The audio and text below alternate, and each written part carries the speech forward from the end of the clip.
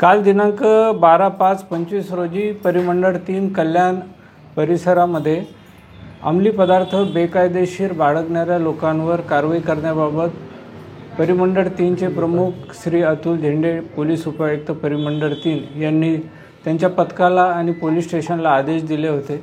विशेष पथकांनी आणि पोलीस स्टेशननी संयुक्तरित्या ही मोहीम राबवली।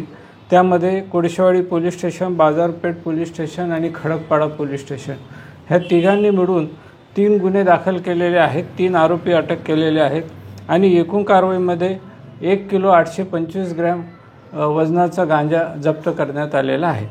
कोळशेवाडी पोलीस स्टेशनमध्ये आरोपी प्रथम गायकवाड, बाजारपेठ पोलीस स्टेशनला आरोपी गोपाळ भिडे आणि खडकपाडा पोलीस स्टेशनला महिला नामे शहनाज हुसेन इराणी अशा तिघांना या गुन्ह्यामध्ये अटक करण्यात आलेली आहे, त्यांच्यावर कारवाई करण्यात आलेली आहे। एक आरोपीवर जो कोळशेवाडीला आहे त्याच्यावर पूर्वीचा एक गुन्हा दाखल आहे।